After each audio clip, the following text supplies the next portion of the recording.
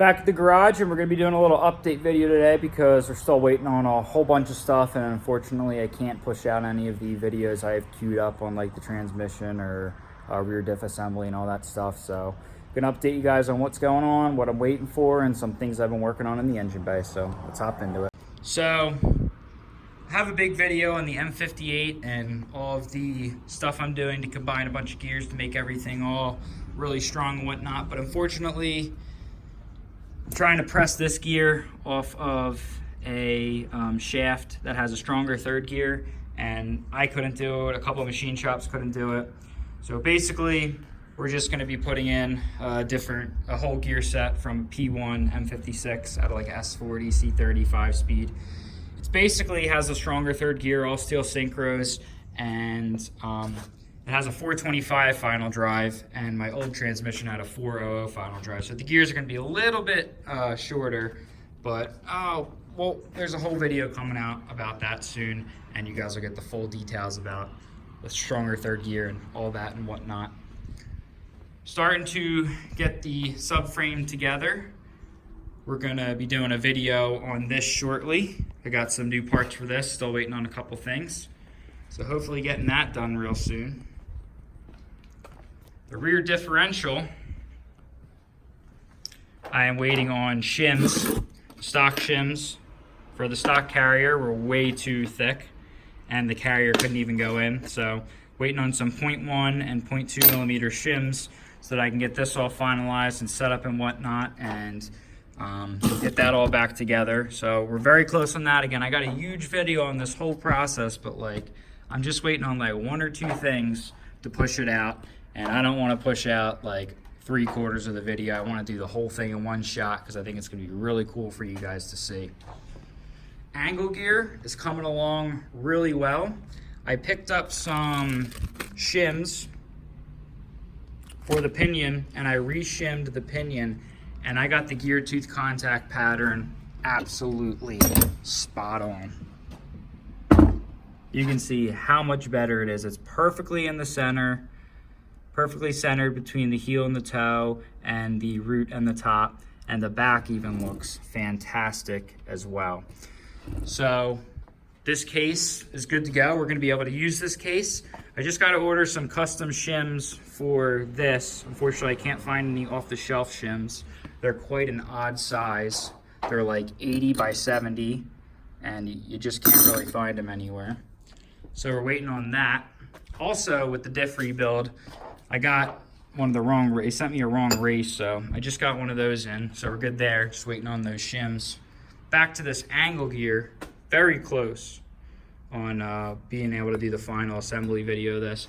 I just need to find a gear set that has some better conditioned splines. These ones are pretty good, but they have, you can see right there, you can see they're just starting to go down here. So we got to find a better conditioned gear set before I go through all the effort of finalizing this and putting this all together. And another thing I did is I wanted to see what would happen if I put another gear set in the case, but use the same shims from a different gear set. Basically, use the shims from this gear set that I got perfectly dialed in. And as you can see, it's pretty damn close.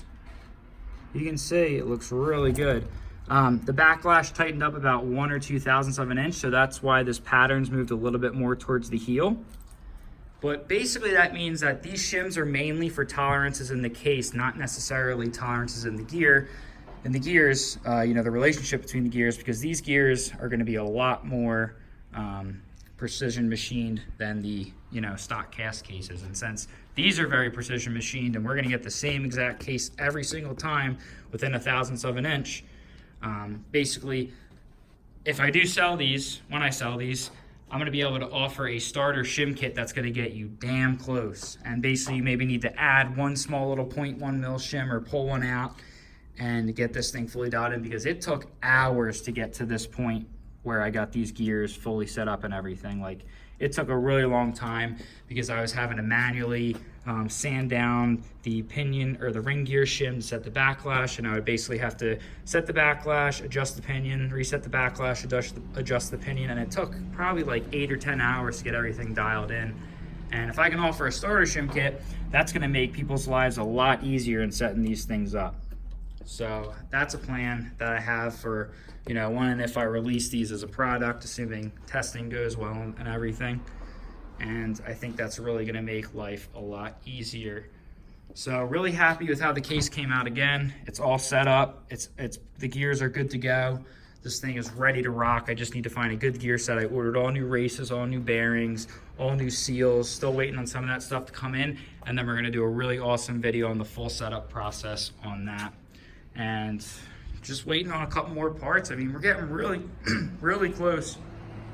I gotta order the Quaife M66 differential for this. You can use the M66 diff in the M58. Again, I'll do a video on that whole process. We got a flywheel in, gonna do a video on that. Really cool flywheel for a really cool clutch that I'm gonna use. And also been doing some work on the engine bay. So I'm gonna end this clip right here and we'll jump into what's been going on in the engine bay. Let's come in, I've been slaving away over this engine bay, and just looking at it, you can see how much cleaner it is.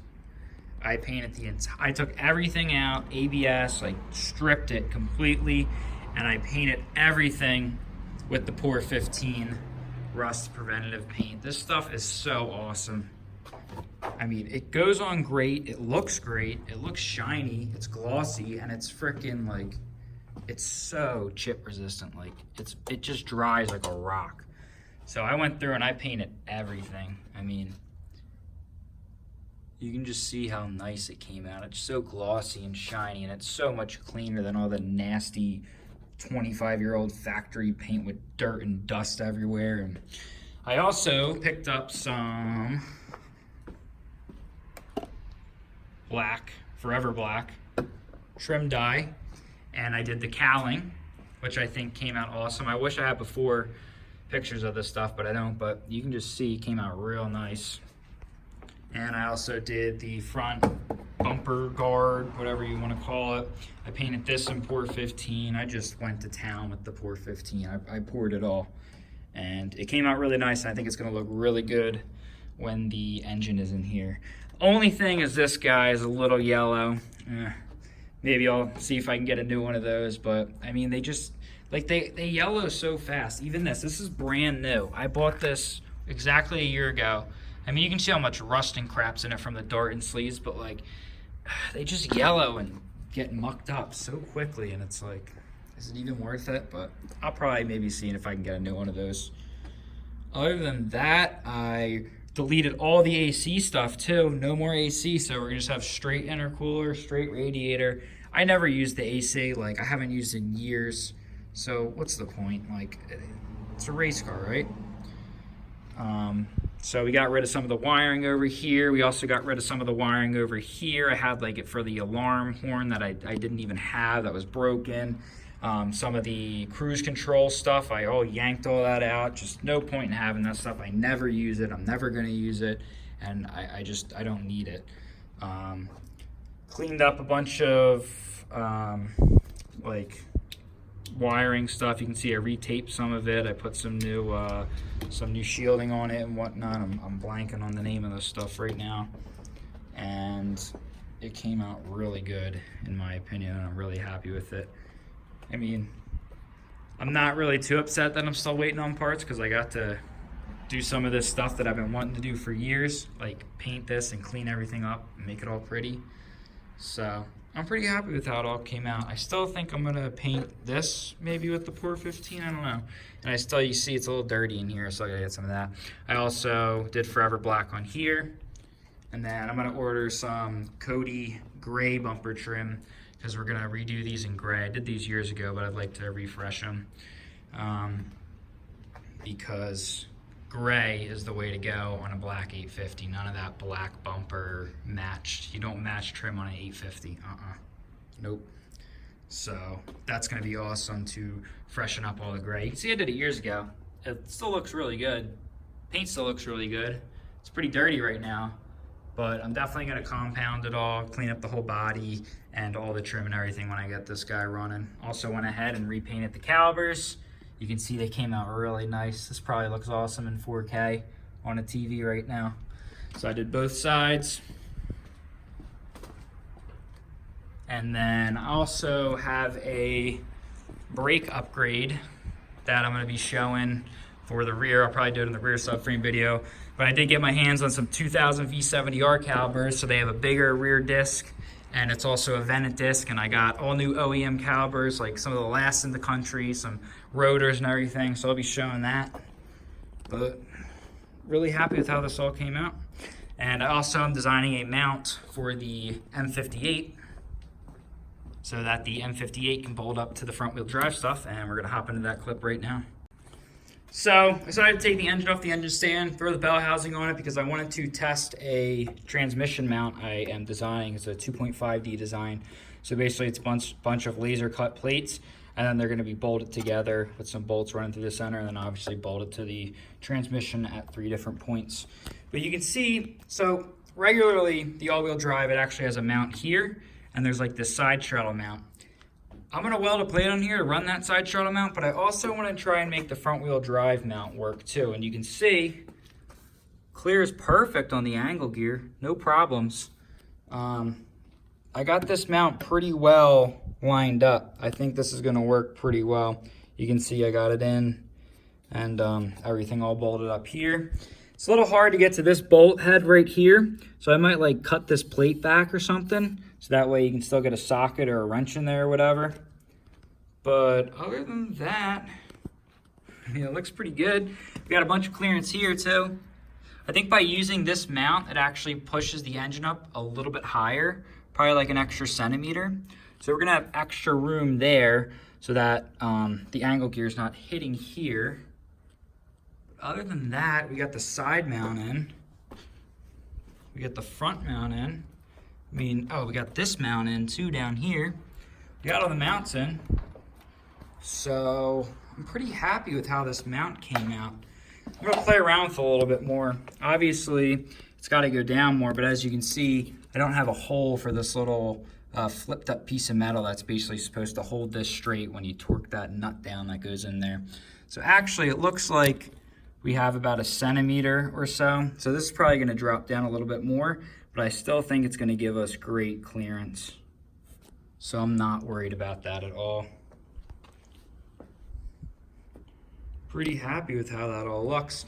There's also a little piece right here. You can kind of see it. I had to cut that off. It's not anything structural. All it is, it's a little hit point, a little tap point to get the, girdle separated from the block. There's a couple of them. It's like a little tab that sticks out. It was like one of these kinda, but it was just one of these basically. It's just a tab. It's really just for hitting it to get the bed plate separated from the engine block. Not a big deal there, having to remove that. Oil cooler, I need to get a new pan because we can't use the drain here because it hits the angle gear. We're actually gonna drain to here. We're gonna draw that out and tap it probably. And I wanna see if the oil cooler is gonna fit. I think it's gonna fit. It looks pretty good. Like if we kind of just throw it in here, get an idea where it's gonna be. See, it's gonna sit probably somewhere around there.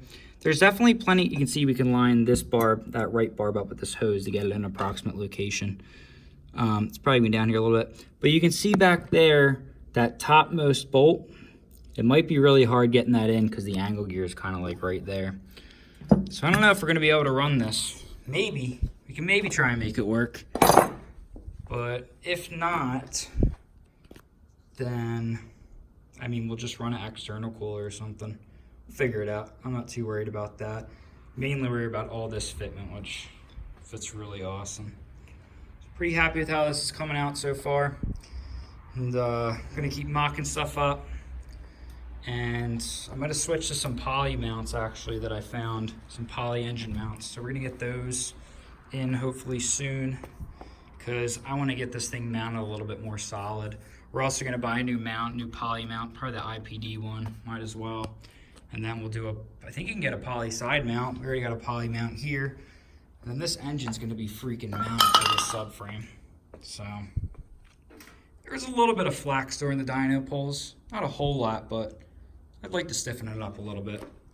but pretty happy with how this is all coming out so far. Off in the oil pan, we need to replace the oil pan because the angle gear does not clear the old oil drain bung. I'm going to be draining to here instead, drill that out, and that'll drain right through here into the pan.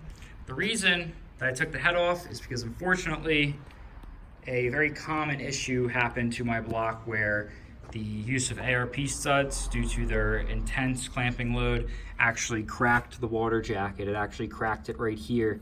And when there's water in the jacket, you have a very small drip here.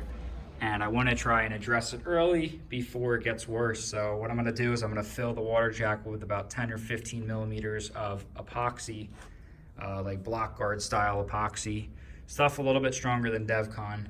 And hopefully that'll seal up the leak. It actually cracks right where the bottom of the water jacket meets this bolt hole right here.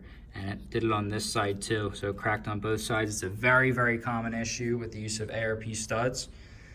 Big reason is because they provide way too much clamping force, and if the head starts to move around at all, since the ARPs are torqued so that they're in their elastic range of deformation, they actually don't stretch at all and take up some of that slack when the head moves, and they actually end up just cracking these, not the threads, but the area between the threads and the water jacket.